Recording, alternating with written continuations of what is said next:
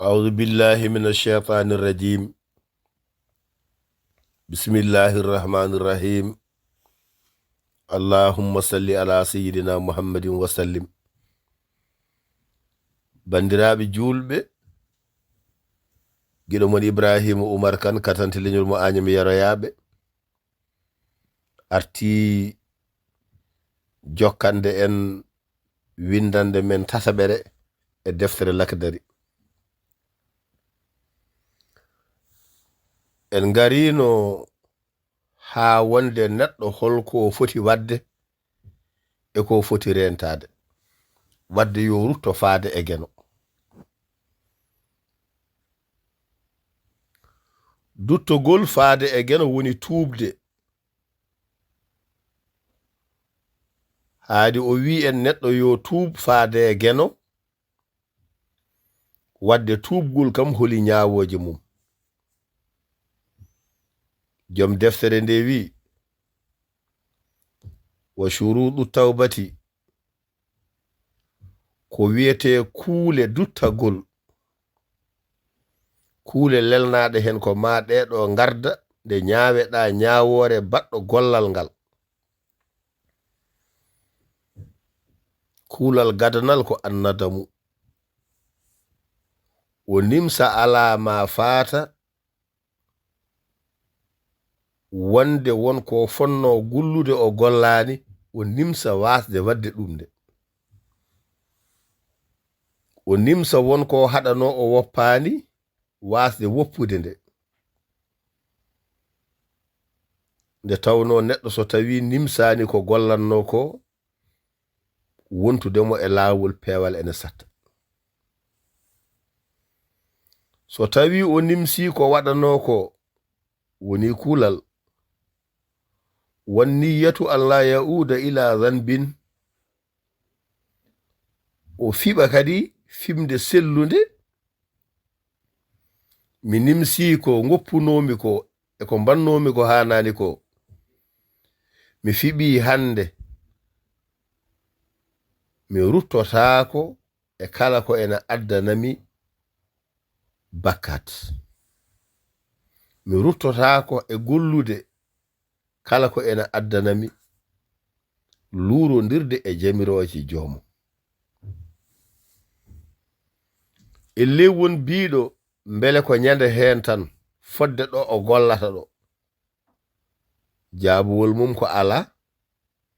Nden ɗon fimde kay ko fimde jokkude fima bakiya min umrihi, ko kaaddi gurdam makko fodde ko heddi e poofali makko ko, o fiɓi o wonta rutto e ko luutodiri e jamiroje tagɗo mo. Joni noon ene jeeya e kuule ɗe. So tawi omo wonno e geɗe ɗe ganduɗa ɗeɗo ko geɗe goopi. Ko ɗum geɗe goopi. Wadde wa an yatrukal ma'siya, o woppa goopi ɗi o wopanno ɗi ha laaɓa fi sa'ati ha tawa ko ɗone ɗon. Wona joni mi felliti miɗo rutto e kono mboɗo huufi ngal ɗo gollal ha gasa, mbiɗo jogii aadi nangam ha gasa, wonko puɗɗinomi to ha joofa ala. Ko wa an yatrukal ma'siyata fi sa'ati ha, ko ɗon e ɗon o woppa gopol ngol. Joni noon holko saabi wiye o woppa gopol ngol ɗon waɗi noon ko in kana mutalabbisan biha, haadi woni ko e nder mum o wonno wonko fuɗɗino gasani, won podoje ɗe o jogino yontani, o woppa ɗum ha laaɓa fo, o firta ha laaɓa, o wonta kesa pum. Joni noon joom deftere nde ne rentinma an julɗo. Nde wannoon en nani ko geno rokkata haɗata, fewnata oñata. So renaki tan a faydat ɗum e wiide ay geno baɗiran ɗomi ni o, nde o wela fo mo wo ittuni o wattami e mbaadi ɓurndi moƴƴude ndi wadde o wima so tawi a ari aɗa rutti faade e joome wala yahillu lahu an yuwakhira tawbata sellantamo dagantako mo wiide mo joni mi felliti miɗo waɗa kono noon ha jango ha ɓaawo jango hande ko ɗone ɗon tan yoreno noon holko addanimo wiyeede ɗum sellata ko hoto o naatde e geeseji o wiya ha jango te o anda jango ma tawmo ɗon ha lewru maya o anda kanko e lewru ndu mo adduto wadde noon sa fiɓi gollude hunde a gollat ɗum tan mbasa fadir ɗum hay hunde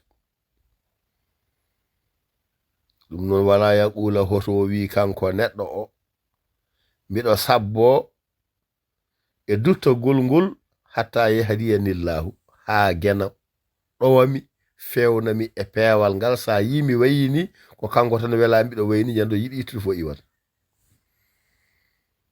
joom deftere nde wima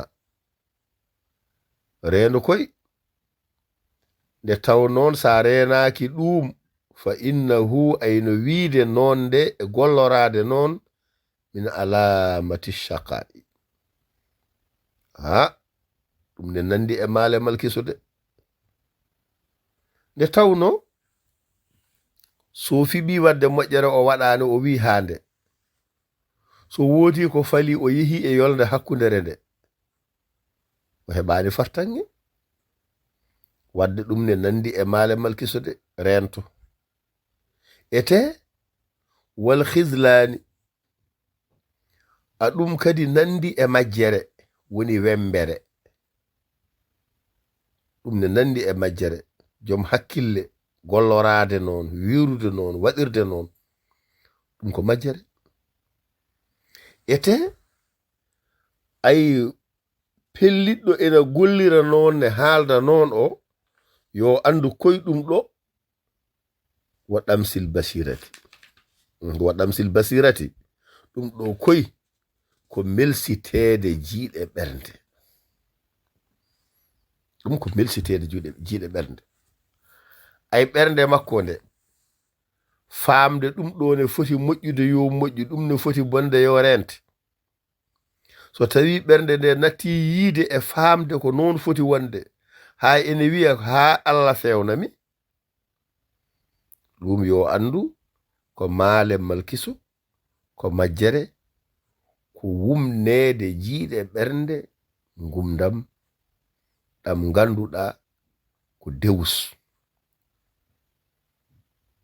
de bandiraɓe tedduɓe ko ɗo tan joweten windande meɗen e tataɓere e deftere men Lakdari yo gena hokku en nande famde naftorade so waɗi cugge cagge en ñaguima gena yafuya